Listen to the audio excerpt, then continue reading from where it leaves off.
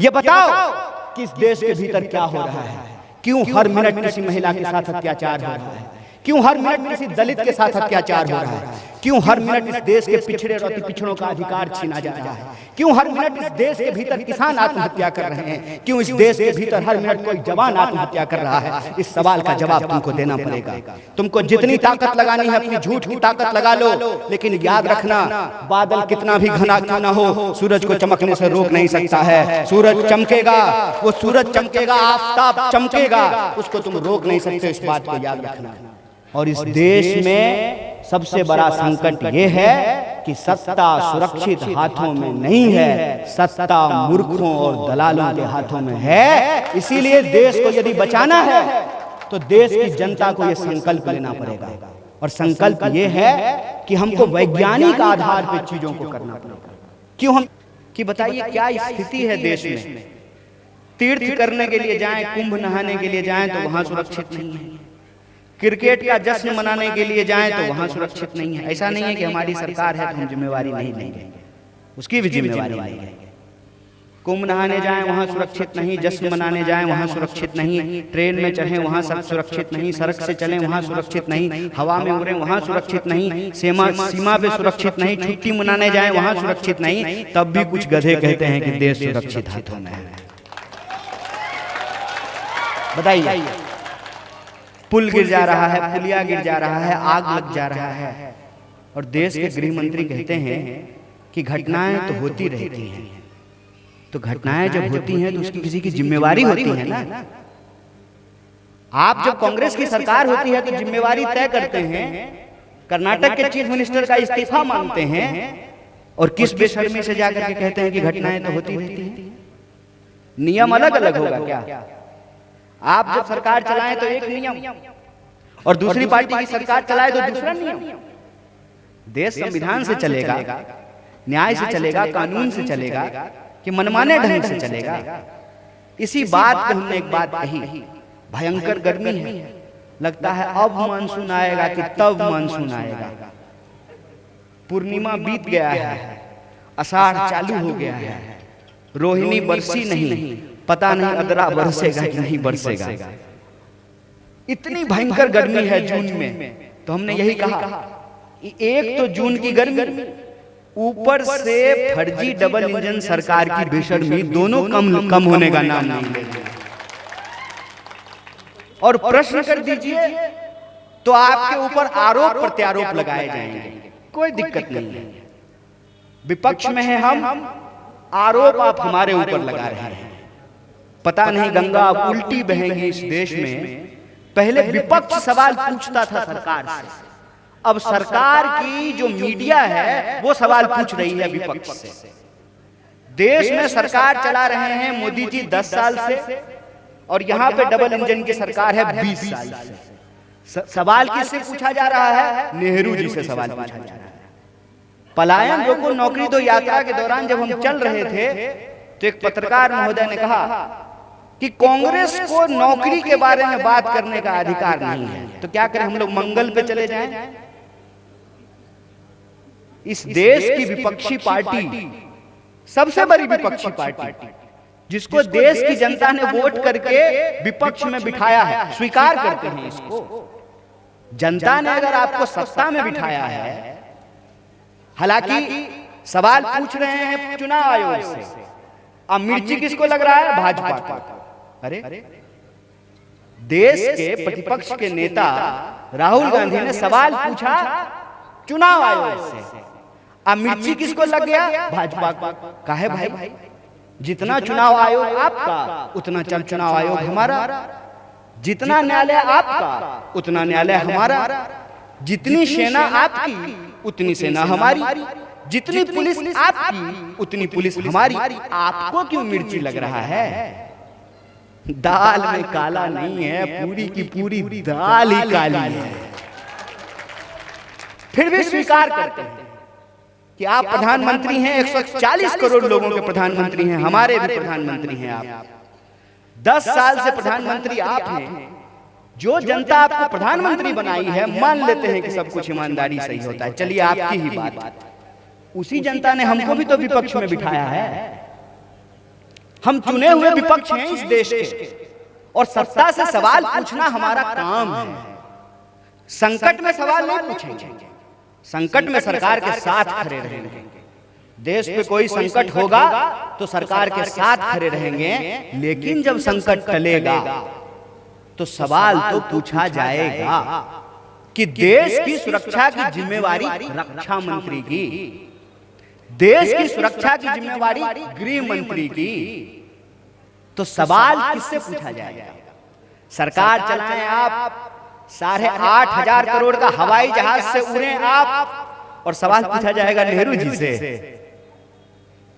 सवाल नेहरू जी से तो नहीं पूछा जाएगा ना। और आप कहते हैं कि 70 साल में हमने कुछ नहीं किया। चलिए मान लेते हैं मोदी जी अगर 70 साल में हम कुछ नहीं किए होते तो झूठ मूठ का डिग्री भी आपके पास नहीं होता। जितना भाजपाई आज कांग्रेस से सवाल पूछता है उसको पकड़ करके पूछना चाहिए, बोलो बाप कहाँ पढ़ा है? कांग्रेस के स्कूल में पढ़ा है ना। दादा का इलाज कहाँ हुआ है? कांग्रेस के स्कूल में हुआ है ना। बताओ, जिस रोड पे चलते हो रोड कौन बनाया है? कांग्रेस ने बनाया है ना। जिस एयर इंडिया को तुम बेच दिए उस एयर इंडिया को सरकार के अंतर्गत नेहरू जी लेकर के आए थे ना। जिस IIT की बात करें, एम्स की बात करें, इसरो की बात करें, पूरे के पूरे संविधान की बात करें, पूरी की पूरी व्यवस्था की बात करें, अगर कांग्रेस की सरकार नहीं होती, महात्मा गांधी जैसा सोच इस देश में नहीं होता। क्या कहते थे गांधी? रघुपति राघव राजा राम, पतित पावन सीताराम, ईश्वर अल्लाह तेरो नाम, सबको सन्मति दे भगवान। उसको भी सन्मति जो मंदिर जाता है, उसको भी सन्मति जो मस्जिद जाता है, उसको भी सन्मति जो गुरुद्वारा जाता है, चर्च जाता है, बौद्ध मठों में जाता है, और उसको भी सन्मति जो ये कहे यम जीवे सुखम जीवे रण पित्वा घुम पिवेत, उसको भी सब जो है सन्मति मिले। ये सोच का नतीजा है कि नेहरू प्रधानमंत्री बने जरूर, संविधान सभा का अध्यक्ष डॉक्टर बाबा साहब भीमराव अंबेडकर को बनाया गया। और संविधान अगर नहीं होता, वोट की ताकत नहीं होती, वोट का हिसाब हमारा और आपका बराबर नहीं होता, तो 5 साल में ही सही एक बार हेलीकॉप्टर आपके गांव में उतरता क्या? नेता आपकी गलियों में आकर के हाथ जोड़ता क्या? आपकी जो है गांव में आकर के धूल फाकता क्या? 5 साल में ही सही एक बार उस जनता के सामने हाथ जोड़ना पड़ता है जिसके पास वोट का ताकत है, और वोट का राज है। वोट से सरकार बनती है, वोट से सरकार बिगड़ती है। लेकिन देखिए कितने पतित हो गई है इस देश में जनप्रतिनिधियों का व्यवहार, कितना पतित हो गया है कि जिस जनता से हाथ जोड़ करके वोट लेते हैं, हाथ जोड़ करके चुनाव का वक्त के वक्त जिनसे वोट लेते हैं, जीत जाने के बाद उनको उसी तरह से दुत्कारते हैं। हमको मालूम है कि 4 बजे के बाद जो है बहुत सारे जनप्रतिनिधि नहीं मिलते हैं। बिहार में शराबबंदी है, उनके लिए कोई बंदी नहीं है, कोई बंदी नहीं है, एकदम होम डिलीवरी है उनके लिए। और 4 बजे के बाद सूरज अस्त, जनप्रतिनिधि मस्त। और हालत यह है कि फोन नहीं उठाते हैं। फोन उठाने पे जवाब देते हैं कि हमको वोट दिए थे, मोदी को वोट दिए थे ना, नीतीश कुमार को वोट दिए थे ना, जाओ उन्हीं से काम करवा दो। और बेलगाम नौकरशाही की हालत यह है। एक चीज बता दीजिए जो बिना कमीशन का हो रहा हो। अगर बिना कमीशन का हो जाएगा, माइक बंद करेंगे, चुपचाप जो है अपनी गाड़ी में बैठ करके वापस सिमरिया घाट चले जाएंगे। एक चीज बता दीजिए। कहते हैं प्रधानमंत्री बड़ा बड़ा पोस्टर लगा करके कि 5 किलो अनाज मिलता है। जिसको 5 किलो अनाज मिलता है अपना नाम बदल देंगे। खूब मिलेगा तो 4.5 किलो, तो 4.25 किलो अनाज मिलता है, 5 किलो किसी को अनाज नहीं मिलता है। जब देश में ही लीडर नहीं होगा, डीलर होगा, चंदा लो, धंधा दो, वोट जनता का लेना है, नोट जो है दोस्त की तिजोरी में पहुंचाना है, वोट हमारा और राज अदानी का, यही देश में चल रहा है। नतीजा क्या है? जब लीडर देश का प्रधानमंत्री होता है तो जनता के बारे में सोचता है, और जब डीलर देश की सत्ता पे बैठता है, गद्दी पर बैठता है, तो अपने बारे में सोचता है। नतीजा क्या है? कोई जनप्रतिनिधि का कुछ नहीं चल रहा है। जिस जनप्रतिनिधि का सेटिंग है नौकरशाही के दफ्तर में, उसका काम होगा और हर चीज पे कमीशन बना हुआ है। कौन सी आवास योजना जो है बिना कमीशन का चल रहा है? कौन सी योजना चल रही है मुझे बता दीजिए। ये हकीकत है और ये हकीकत हमारे सामने में, हमारे आंखों के सामने में ये हो रहा है। अगर यही होता रहा, यही चलता रहा, आप अपने मन से सवाल कीजिए कि वोट का अधिकार बचेगा? चुनाव लड़ने की हिम्मत तो जनता पहले ही छोड़ चुकी है। आज की तारीख में चुनाव वही लड़ेगा जिसके पास होगा बीजेपी। बीजेपी मतलब जिसका बाप हो, जिसका जात हो और जिसके पास पैसा हो, चुनाव तो वही लड़ सकता है। तो चुनाव लड़ने का अधिकार तो ऑलरेडी जा चुका है आपका। चुनने का अधिकार भी आपके पास बचेगा कि नहीं बचेगा, इसका फैसला आपको करना है। और आप चाहते हैं कि चुनने का अधिकार आपके हाथ में रहे, तो यह जरूरी है कि आप सामाजिक न्याय को समझें। सामाजिक न्याय का सवाल किसी एक जाति का सवाल नहीं है। इस देश में लोगों के साथ अत्याचार, शोषण किस आधार पर होता है? या तो धर्म के आधार पर होता है, या तो जात के आधार पर होता है, या तो औकात के आधार पर होता है। तो बता दीजिए, हर जात में सबकी औकात बराबर है क्या?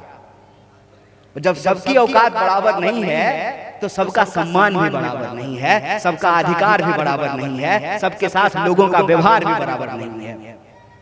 हम चलेंगे जो है 10 गाड़ी से, तो हमारे साथ जो है ना कोई आंख नहीं दिखाएगा। लेकिन एक बेचारा चुपचाप साइकिल से जा रहा है ना, मेहनत करके पसीना पोंछते हुए, तो कोई उसको गाली बक देगा। क्या औकात देख करके व्यवहार नहीं किया जाता है? अरे किसी भी भोज जलसे, किसी दावत में चले जाइए, आप कपड़ा क्या पहन करके आए हैं, आप गाड़ी कौन से आए हैं, इसके हिसाब से तय होगा कि आपको पहली सफ में कुर्सी मिलेगी कि नहीं मिलेगी। ये है हमारी हालत। इसीलिए सामाजिक न्याय की जरूरत सबको है। सामाजिक न्याय की जरूरत उसको भी है जिसके पहचान के आधार पर, धर्म के आधार पर उसके साथ अन्याय किया जाता है। तिलक लगाया है कि टोपी पहना है, मस्जिद जाता है कि मंदिर जाता है। सामाजिक न्याय की जरूरत उसको भी है जिसके पैदा होते ही उसकी जाति तय हो गई। हम कहां पैदा होंगे? फॉर्म भरे थे क्या भगवान जी के घर में? कौन फॉर्म भर करके आया है? ये कोई मनरेगा का जो है जॉब कार्ड बन रहा है क्या कि भगवान जी के घर में फॉर्म भर दिए थे कि हमारी जात क्या होगी? अरे जो माँ बाप की जात थी वो हमारी जात होगी, इसमें हमारा क्या है? और उसके जन्म के आधार पर, उसके जात के आधार पर उसके साथ व्यवहार किया जाएगा, औकात के आधार पर उसके साथ व्यवहार किया जाएगा। मैं एक सवाल पूछता हूं, यहाँ सिपाही खड़े हैं, आपका भी वोट एक है, डीजीपी का भी वोट एक है। आपकी बदौलत से डीजीपी है ना, डीजीपी की बदौलत से तो आप नहीं है। आखिर ये फैसले इस देश में क्यों लिए जा रहे हैं कि प्रधानमंत्री बनेंगे 5 साल के लिए, मुख्यमंत्री बनेंगे 5 साल के लिए, और गरीब का बच्चा जो बेल्ट का नौकरी करता है, किसान मजदूर का बच्चा आर्मी में नौकरी करने के लिए जाएगा, उसको 4 साल का नौकरी देंगे? यह अन्याय क्यों हो रहा है?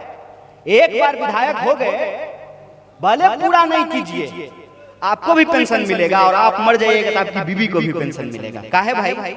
5 साल के लिए आप सरकार हुए तो आपको पेंशन मिलेगा, हम 60 साल के लिए सरकारी हुए तो हमको पेंशन नहीं मिलेगा। बोलिए बेईमानी है कि नहीं है? ये हमारे सामने, आंखों के सामने हो रहा है। हम जब आपसे संवाद करने के लिए आए हैं तो इस बात पर संवाद करने के लिए आए हैं कि देश किसका है। देश क्या 2-4 नेताओं का देश है?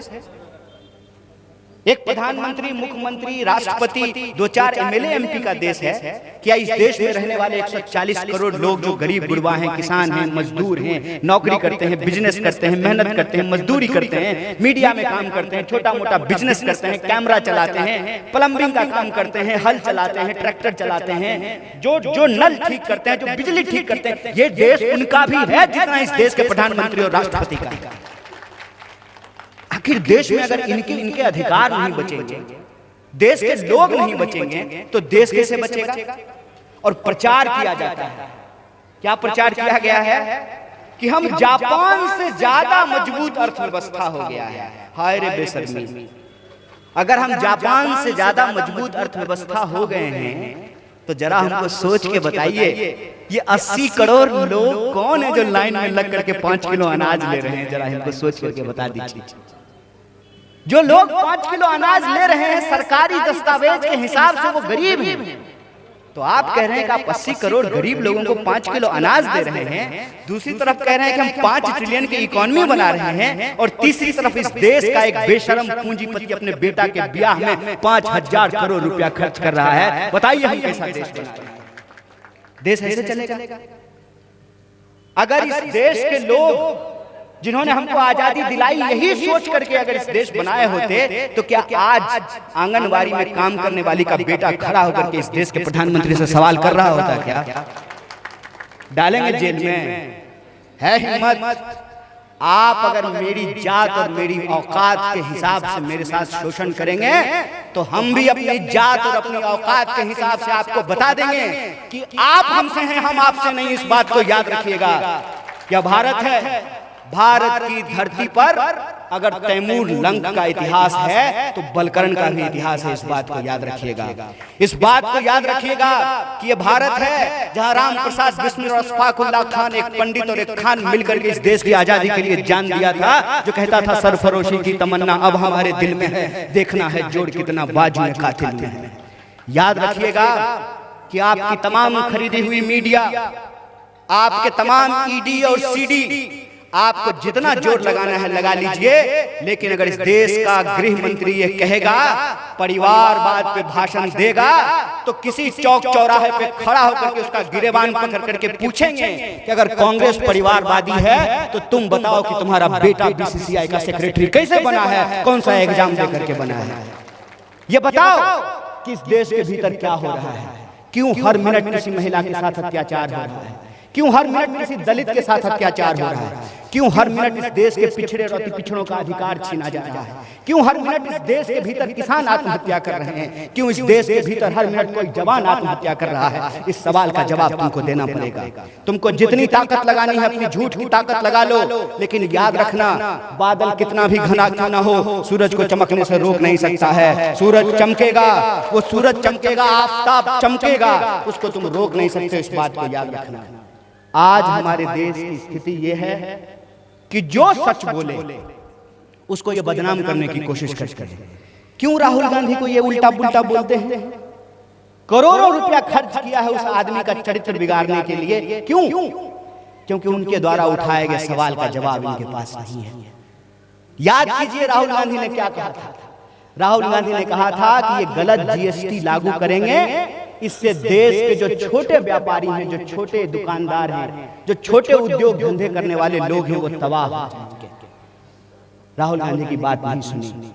राहुल गांधी ने कहा कि आप नोटबंदी करेंगे तो इस देश के जो छोटे व्यापारी हैं वो बर्बाद हो जाएंगे, क्योंकि वो नकदी का व्यापार करते हैं, उनका लेन देन नकदी का होता है। जो अरहतिये होते हैं, जो केला लाते हैं, सेब लाते हैं, जो बेचते हैं, खरीदते हैं, जो गोलगप्पे का ठेला लगाता है, जो छोटा दुकान चलाता है, जिसकी किराने की दुकान है, वो नोटबंदी से तबाह हो जाएगा। इन्होंने राहुल गांधी की बात नहीं सुनी।